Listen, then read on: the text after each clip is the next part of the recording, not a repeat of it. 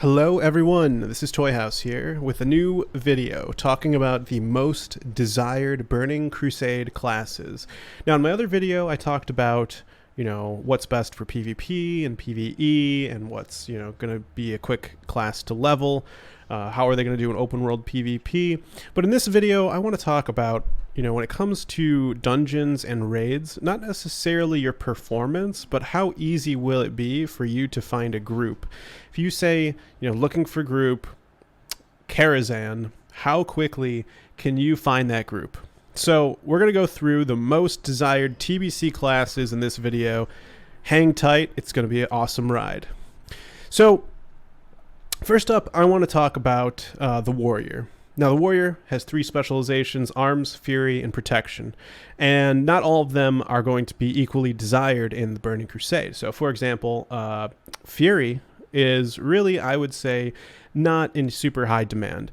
If you've looked anywhere on the internet about Burning Crusade, raiding, and melee DPS, you know that the two just don't go together. If you're melee, you're just not as desirable in the Burning Crusade. So, Fury Warriors, out of all the specs, I would rank it the lowest. So on this table here, S being the top, D being the bottom.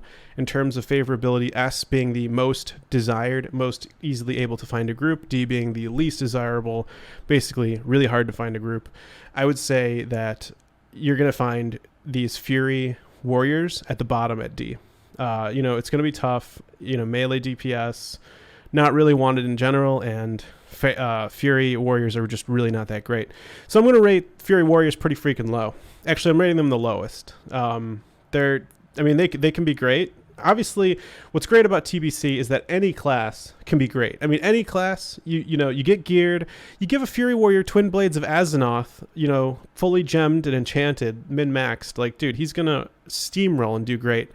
But, when it comes to desirability, I mean, how many of those are you going to see, right? So unless you're that, you're going to be ranked at about a D.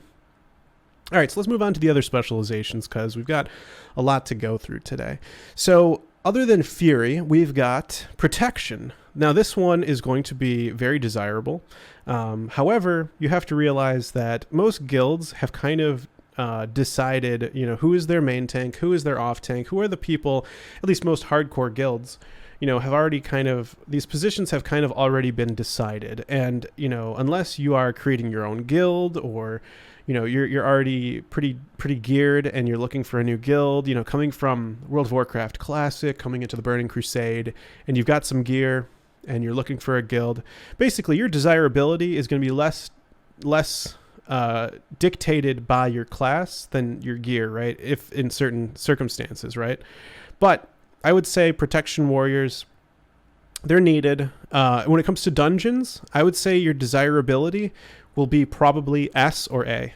Everyone needs tanks in dungeons. I think there's going to probably be a shortage. When it comes to raids, it's going to be a little bit harder. I would rank it probably a B.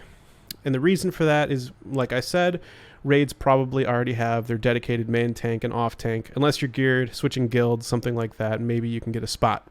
So Protection for dungeons, fantastic. Raids, a little bit less so. All right, now the Warrior's third and final specialization is Arms. Arms is, the go-to spec for PvP. Mortal Strike is a freaking awesome ability, giving 50% reduced healing. But, that doesn't really help too much in PvE, and again, it's, you're talking about a melee DPS, pretty much undesirable right off the bat. So, I'm really feeling like putting it down at D, but, I'll put it at C because, now that both Alliance and Horde will have access to Wind Fury, it's really more beneficial, I feel like, to Arms Warriors, who can get, extra attacks on a big, heavy two-hander, and they can do a little bit more damage. But really, the desirability is going to be low for the Arms Warrior. All right, so that's the Warrior. Let's go ahead and move on to the next class. We're going to talk about Hunter next.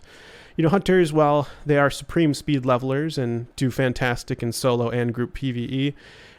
They're also highly buffed in the Burning Crusade. They've gotten some amazing new talents, amazing new additions. I mean, Kill Command, Steady Shot, creating the one button macro, just click, click, click, click, click, click, click. I mean, you can just easy mode it as a hunter. So people are going to be stacking hunters, especially early on. Hunters are just, they have some really great gear early on with armor penetration.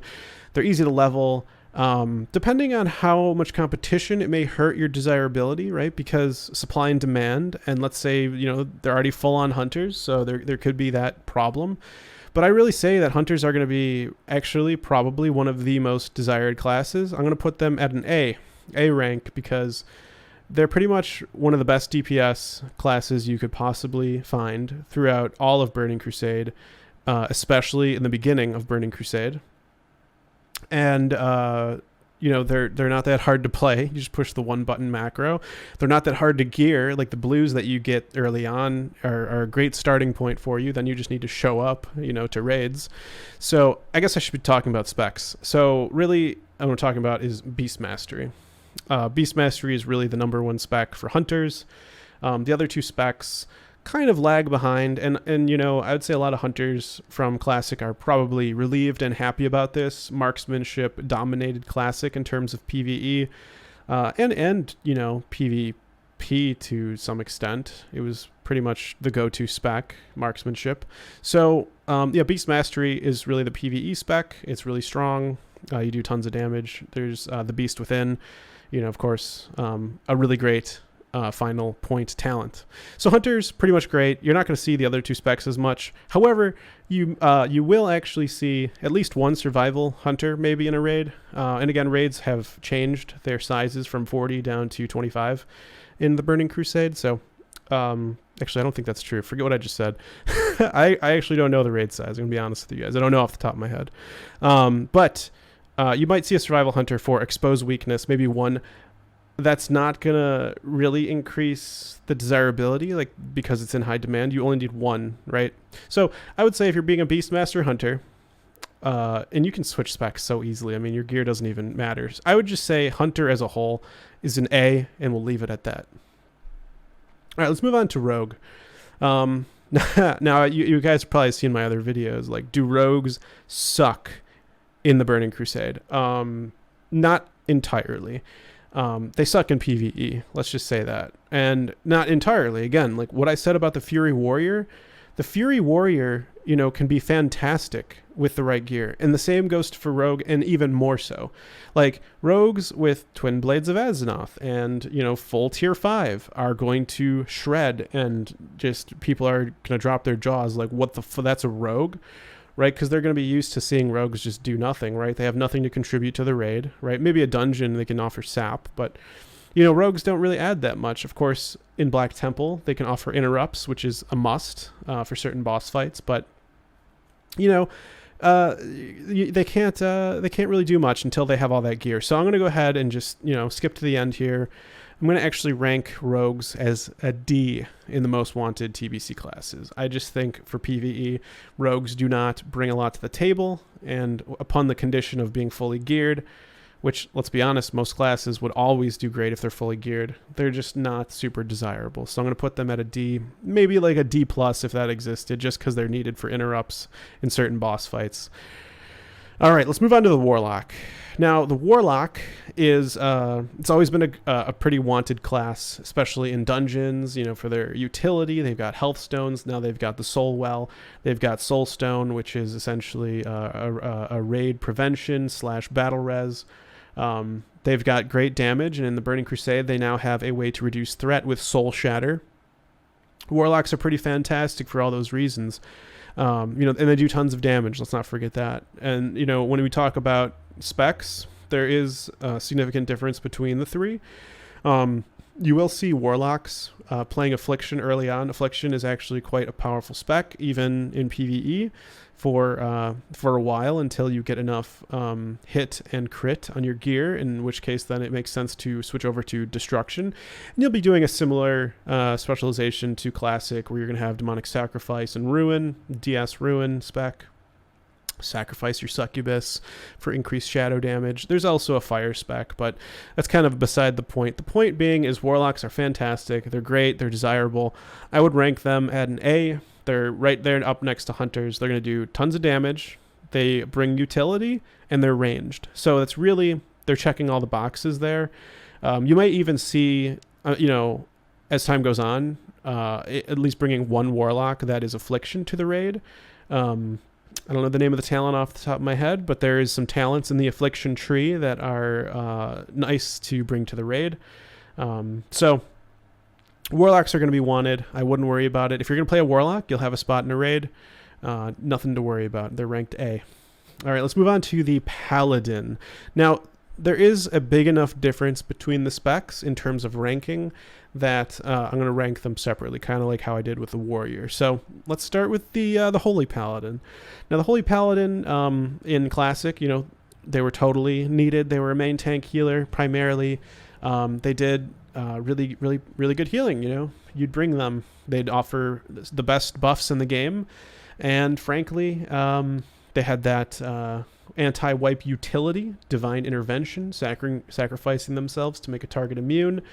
So they're great. They bring a ton. They're kind of like Warlocks with all that stuff that they bring, even more so. And they're great healers, and they're even better healers in the Burning Crusade.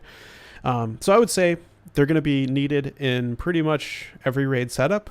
And in terms of desirability, they're an A. If you play a Paladin and you play Holy, you really should not have too much trouble finding groups or finding raids. Now, the same cannot be said for Retribution.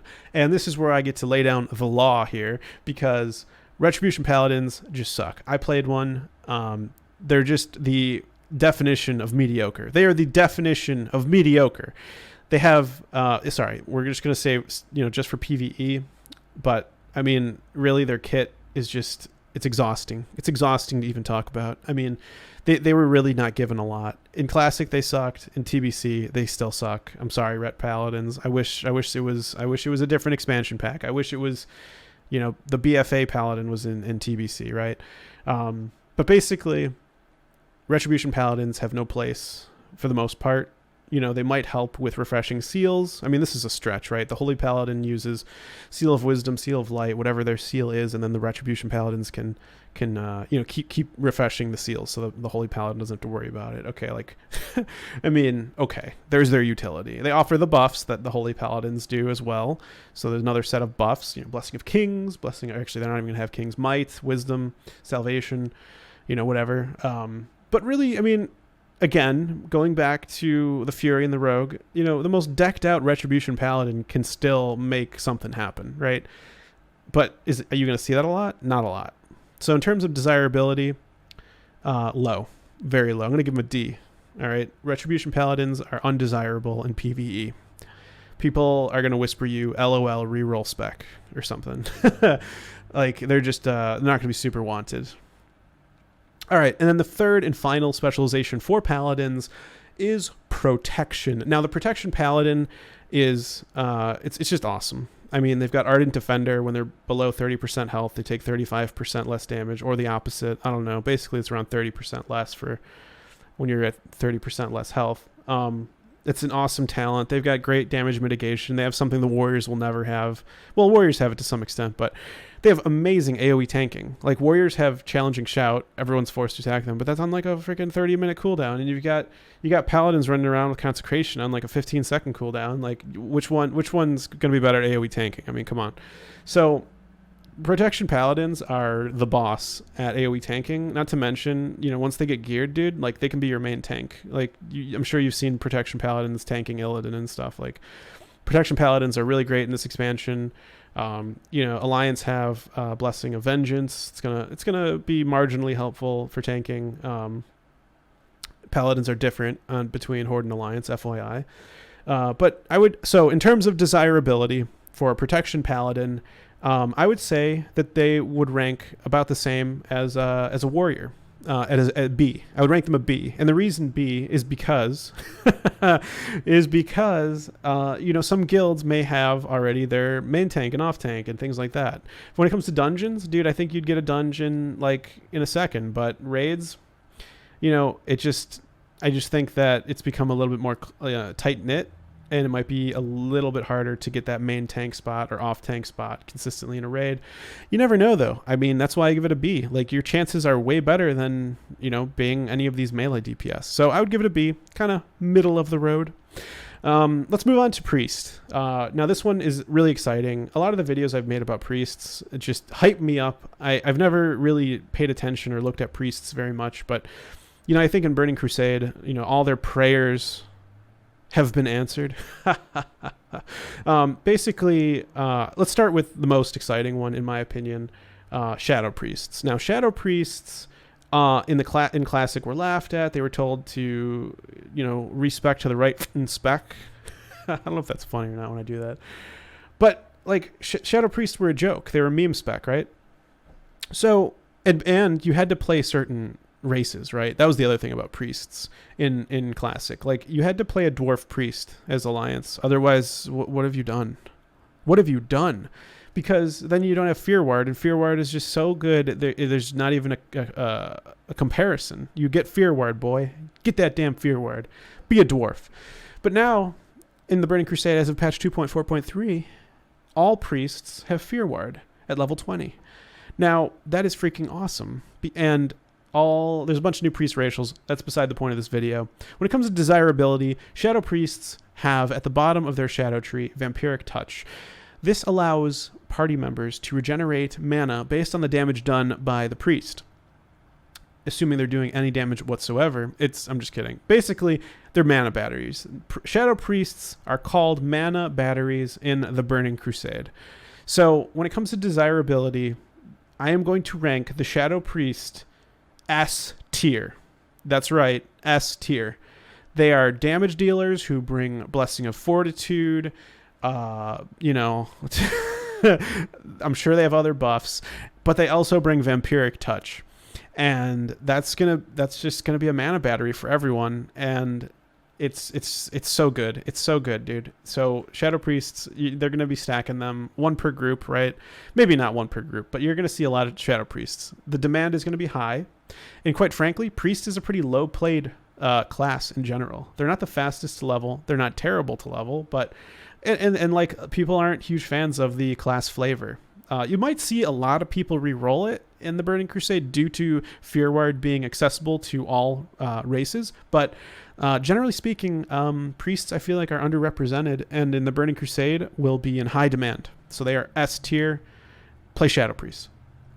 All right, now the other two specs, you've got Holy Priests, very similar to Paladins, except I would say they have better raid healing. So I would say in that respect, more flexibility. I would rank Holy Priests as A tier, right next to the Holy Paladin. You're going to see them in multiple raids. They've got Fear Ward. They've got, you know, all these buffs. I don't know the name of all their abilities, honestly, but they've got a ton of really strong abilities. So Holy Priests are also going to be in high demand. And then we've got the third and final Priest spec, which people don't really use for PvE. It's really a PvP spec, so I'm not even going to put it on this list. And that's Discipline. Nobody rolls Discipline. In pure Discipline, I feel like, for healing. I could be wrong. Guys. Let me know in the comments below if I'm wrong. Just tell me if I'm wrong, guys. Up next is the Mage. Now, the Mage has always been ridiculous in Classic, right? You've got multiple specs that are powerful all across the board. Things have changed a bit in the Burning Crusade. Let me just really quickly go over that. Frost is not a PvE spec in the least. Don't go Frost for PvE. That's purely PvP. Arcane and Fire are really the dominant PvE specializations in the Burning Crusade. Both of them are strong. I've actually seen some people really friggin' pissed if you diss either one of them, so I'll just say they're both viable. Although I have read that Fire is slightly better. Sorry, Arcane. Don't kill me. But either one's good. Either one's good, from what I heard. But they're great. And honestly, guys, like, they bring Ritual of the Feast, or I don't even know, Ritual of Refreshment, which creates mana biscuits. You can just right click it and get as many mana biscuits as you want. You eat those, it gets your health and mana back. It's fantastic. Great quality of life change. They do amazing damage, and here's the big one. They're ranged. And that's a big deal in the Burning Crusade, because if you haven't heard, a lot of the raids are just not melee friendly. So I would rank Priests, quite frankly, as a B. Now they're not hunters, but they you know, they're really strong. It's probably like a B plus. Like, I think mages are, fantastic. I think they do everything that other classes do. I think the reason they don't quite make it to A, and this is just my own read on class distribution, I just think there's a ton of mages. When you look at Classic and you're going to look at TBC, I just think so many people roll Mage. I think it's an overpopulated class. Like, there's just mages everywhere. Everyone just knows Mage is good. They're great in PvP, PvE. They're great. They're the best. They can teleport around. I think there's too many mages. And I think that's going to hurt supply and demand wise. I really think they otherwise they'd be ranked A, but I just think there's a ton of mages, especially after Classic. Like, everyone knew Mage was a solid pick. So, they're great for dungeons, raids. They're great. They're a fantastic class, Mage. So, but I'm ranking them as a B. Okay, up next is the Druid. Druid. Now, the Druid is ridiculous in the Burning Crusade in all aspects of the imagination. Like, it's probably one of the most fun classes to play, the best classes to play. Like, on any meter of that you're comparing them, like, hey, are they good at this? Yes, they're the best, actually. Are they good at this? Yeah, they're the best, actually. Like, I think Druids in the Burning Crusade are probably, if I had to choose one class to say this is the best class, I'd say Druids are the best class. They have flight form, which is fun, which is amazing. It's instant cast, by the way, instant epic flight speed. They can provide people access to an extremely rare mount, the Raven Lord, through their quest to get flight form. They are incredible in PvE, incredible in PvP. They have Cyclone, right? They're just all around amazing class. They're just the best class, I think, if you had to choose one. Now, and they're also the most underrepresented, I feel like. Not many people play Druid, because you either have to be a cow, which who wants to be a cow? Sorry, Torin. Maybe I don't know. I don't. And then there's the Night Elves, right? And who wants to be a Night Elf? I'm just kidding. Night Elves are all right. And, they're just underrepresented, and they're really strong, especially in TBC. So, although I would say, when it comes to PvE, not all specializations are equal, right? Now, we have to talk about the separation of the three, because a Feral Druid, who is a cat, right, DPS Feral, will not be as desired as a Resto Druid, for example. So let's start with the Feral. I brought them up first. So the Feral Druid, the cat version, the DPS Druid, is I would say is the weakest of the three. And in terms of desirability, being a melee DPS, I will give them the rank of a D, the lowest. And maybe a D plus if I was generous, but because they can maybe switch out and off tank or just be a little bit more tanky than other DPS. But they're melee DPS. Sure, they offer leader of the pack. Maybe you'll want to bring one as utility, but they're not. Their DPS is not the highest. Okay, that's the bottom line. They don't bring enough to the raid to really kind of justify bringing more than one to the raid. Okay, so balance. Skip. Let's just go to the next one, right? Just kidding. I mean, you may see one balance Druid in a raid for some of the buffs that they provide, so maybe whatever I don't even know what they do for anyone. I'm just kidding. I know some of you guys that follow me are balanced Druids. I'm sorry. I just like to, I like to mess with you guys. But I think the lore behind balanced Druids is cool. I'm going to rank balanced Druids as D. So it's going to be tough. When it comes to desirability, if you're going balance, you might say looking for group. They're like, what spec? You say balance. They're either going to put you on their ignore list or just reply LOL. Like, I don't know what to tell you. And the final spec, actually, sorry, there's really two more to talk about. There's the Feral Bear, right? The tanking bear. All right, now, it's actually really great. Feral tanks are actually really great in the Burning Crusade. There's the Cleft Hoof set to get you started, on your tanking journey as a young bear.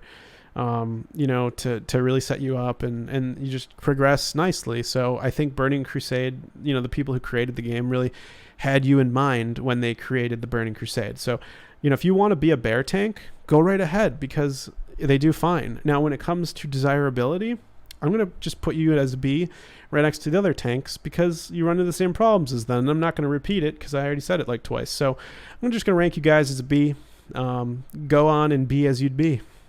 You little B. Just kidding. All right, so the final one is Resto, and like the other really dominant healers, Druids are fantastic. They've got Life Bloom, Regrowth, Regeneration. Is that even regeneration? Regrowth?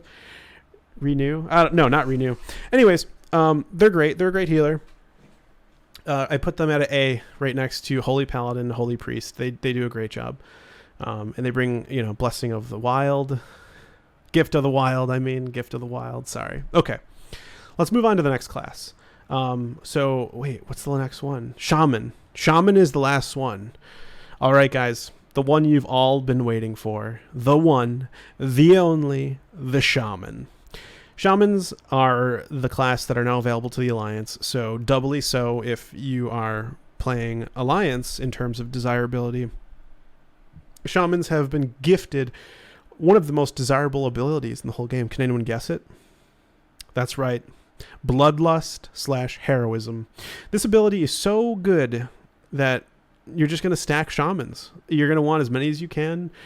Bring on the elemental, bring on the resto, bring on the enhance in decreasing measures of each. I would say in terms of desirability, probably resto will be the most desirable. Elemental following, and then you may have like one raid spot for the enhance. To help a little bit with their buffs. The Elemental, of course, has Totem of Wrath to assist, but again, Resto will probably be the most in demand for their chain heal. And, of course, all of the other things that they bring to the raid. Shamans are going to be in huge demand in the Burning Crusade. Bloodlust, Heroism are so good. I just can't stress enough how good it is to give that, and it lasts so long. I think it lasts like 20 seconds, 18 seconds. It's an incredible ability. I mean, that alone, it basically earns them a raid spot. You could be brain dead. Hey, can you push Bloodlust? Yeah, yes, I can. All right, welcome to the raid. So I'm going to rank Shamans as S tier. Now, this video has gotten a bit long, so I'm going to leave it at that, my friends. We've covered all the classes. So when it comes to desirability, this is how I would rank the different classes and specializations in the Burning Crusade. Thank you all for watching. You are all amazing people. You guys are awesome. You guys are the best. Don't forget to like if you liked it and learned something. Subscribe if you want to support World of Warcraft content. If you want to support my YouTube channel, if you want to be notified when I create more content, go ahead and subscribe. Hit the bell so you don't miss the next one. And I will see you guys in the next video. Take care.